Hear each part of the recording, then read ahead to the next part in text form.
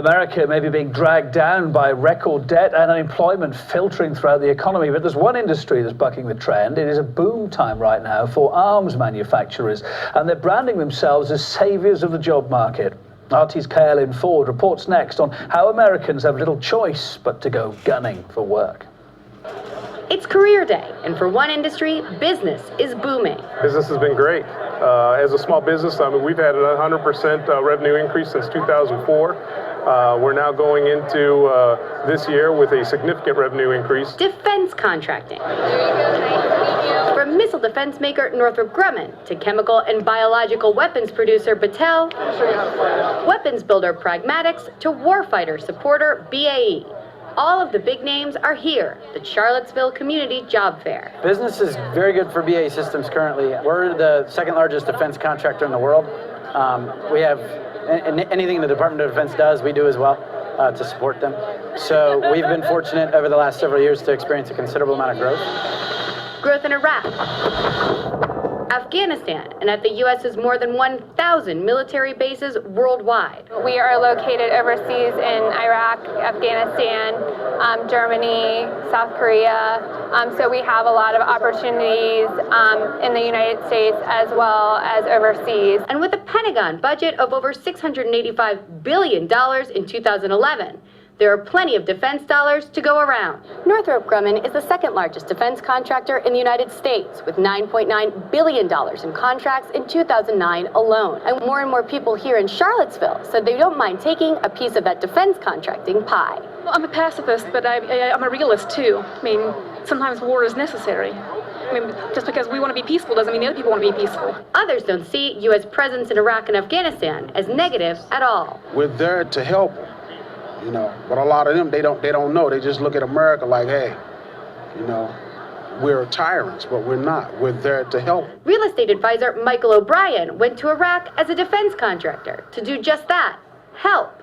But I realized after I'd been there, nearly a year, I was there 14 months, I was just a warm body to collect fees for my company. O'Brien became disillusioned with the corruption and mismanagement. And they were taking land from Iraqis without securing title. And when I brought this to their attention, I said, "What? Would you build a house in the United States on a piece of land that you didn't own?" The guy kicked me out of his office. Still, O'Brien says Americans won't see the end of defense contractors anytime soon. Without a draft, the military depends on 100,000 contractors to support its 2 wars abroad. And the defense contractors are raking in the dough. And when Dwight Eisenhower talked about the military-industrial complex in 1961, we're there now. Analysts say that without the defense industry, America's 9% unemployment rate would soar to 11.5%. And facing those odds for many in Charlottesville, military contracting. Hello everyone, welcome to Global Government News. Today is Monday, May 23rd, 2011, and I'm Darko. Welcome. This is my website, www.ggnonline.com. That's ggnonline.com.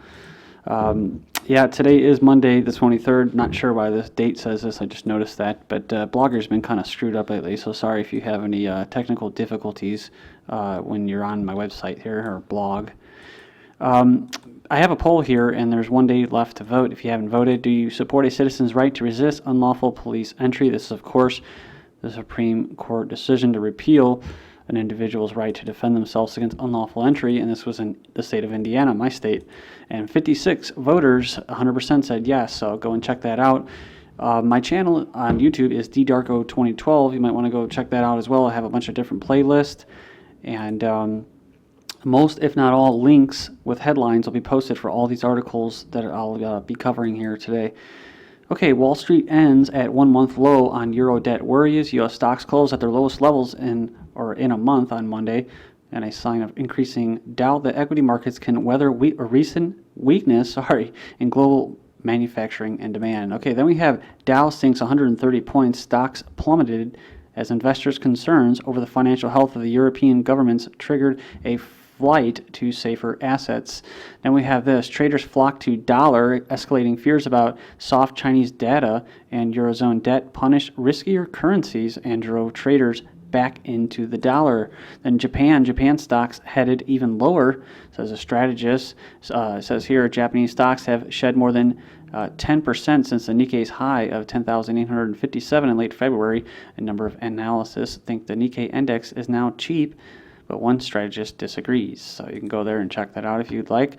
UK pound weakens versus dollar and yen.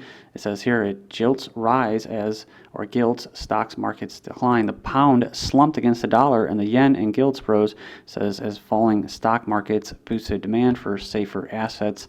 And here we have commodities making a little uptick right here. There's the chart right there, and then you have Brent crude. It says right here $110. It was down $2.29. And here we have heating oil down. Also natural gas up just a tad. Then moving down here to agricultural commodities, we have corn is down $5, coffee up $3, cocoa down heaping $24, $37. So wheat down, and pretty much everything else down. But moving on to precious metals, we have copper, and copper was down $13 at $399. Then gold at $1,515, up $6.50, and silver at $34.90, down 18 cents. Oil falls as Eurozone woes pressure commodities. It says here oil prices fell 2% on Monday as concerns about the Eurozone sovereign debt crisis sent investors out of commodities into safer havens. So gold hits 2-week highs as Eurozone crisis deepens. The price of gold climbed to its highest level in nearly 2 weeks on Monday after a raft of unsettling news on indebted Eurozone nations such as Greece and Italy dented investor confidence. There's more news on copper here. Copper falls most in a week as China's manufacturing eases, dollar climbs. Copper fell the most in more than a week in New York.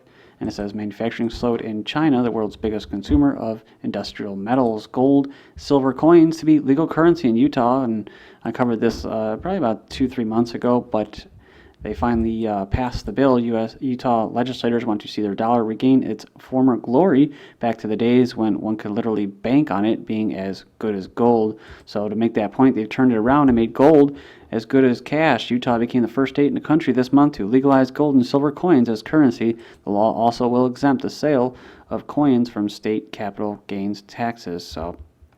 And I think South Carolina is proposing this as well. China becomes world's biggest market for gold investment.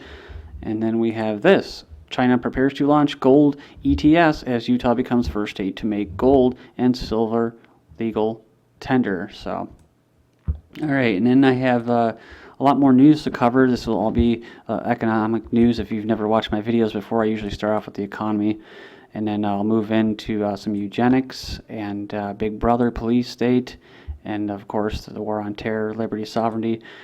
We have here large freshwater lake dries up in eastern and central China. It says here spring drought continues to plague China's Jiangsu province. I'm sorry if I mispronounced that, but here we have one of its main freshwater lakes has dried up, affecting water supply, traffic, and local residents. Rice planting goes on despite drought, and we're going to cover more news on these droughts that are going on in France, Europe, and especially China. And of course, it's due to what? There are different variations going on in the climate right now, such as El Nino and El Nino. But then we also have the massive spraying that's going on. And you just had Iran's President Ahmadinejad actually bringing that subject to light publicly about the West's ability to basically create rain, and they're dropping rain, and in order to do that, they're displacing moisture from other places. So, I mean, that's something worth looking at. I mean, they are doing it. It is being done on, like I said, a massive scale globally. So, you can call people conspiracy theorists, but if you just look up and you'll see that they're doing it, you might want to take that into consideration when you're talking about droughts and food and stuff like that, instead of just going on about UNICEF and Bill Gates and charitable organizations and feeding the poor and all that hunky-dory crap. Rice farmers across China finished transplanting rice into paddies this year without being seriously affected by drought, but agricultural authorities are still warning that water shortages may hinder the growth of the plants. The Northern Europe's farmers fear drought as bad as 1976. Farmers in Northern Europe are finding themselves caught between a hard place and a hard place as an unusually dry spring turns to summer. Bank ratings change may lead to interest rate rises. Australian banks are likely to unleash out-of-cycle rate rises again if Standard & Poor's downgrades the lenders after overhauling its rating systems. And then we have Bank of England's Dale says uncertain recovery shouldn't stop rising interest rates. Bank of England's chief economist Spencer Dale said that monetary policy makers should boost interest rates to control inflation, even if Britain's economic recovery isn't yet guaranteed. Israel raises benchmark interest rate a quarter percentage point to 3.25. Global food inflation hits hemp seed, coconut oil, and other superfoods. Here's why it's happening, and go in there and check that out. Talking about food inflation is hitting the superfood industry where it hurts in the wallet, and it says thanks to several factors. You'll read about here, prices on hemp seeds, oils, and coconut superfoods are set to skyrocket beginning in just a few days. One of the largest superfood suppliers in the USA, Nutiva, has announced an 11% price increase coming May 27th, and that may just be the beginning of an accelerating trend in steady increases. How Goldman Sachs created the food crisis. Food is becoming more expensive around the world. In fact, food prices rose to near record high this April as grain costs continue to increase. The cost of living in the U.S. has been rising at its fastest pace since December 2009, and Chinese consumer prices have been going up at their fastest rate since 2008. One reason for the rise in food prices is Wall Street greed. In 91, bankers at Goldman Sachs came up with a new kind of investment product, a derivative that tracked 24 raw materials, including food products, as part of a single mathematical formula they call Goldman Sachs Commodity Index. So, and you can go in there and check that out. The problem came in 99 when Commodity Futures Trading Commission deregulated futures markets, and bankers could take as large position in grains as they like, something which had been forbidden to all but those actually involved in food production since the Great Depression. Fed focusing on inflation expectations with policy unchanged, says the cure for the Fed to start withdrawing its record monetary stimulus, if that's what they want to call it, may be a measure of its own credibility. Inflation expectations. Inflation threatens South Caucasus economic recovery, despite latest IMF forecasts, which generally sounds economic prospects for the South Caucasus this year. Armenia, Azerbaijan, and Georgia would still have to be prepared for less rosy scenarios given ever-rising inflation figures and a policy dilemma. Mild inflation may be a long-term trend in China, says economists. Chinese manufacturing may slow on tightening steps. China's PMI hits 10-month low, talking about Purchasing Managers Index. Then finally, inflation comes to the dollar store. That's right, look at that. The dollar store. So the idea that the dollar store sold everything for $1 has always been a gimmick. They said after months of being whatever price cutting, the company has finally raised its prices in May.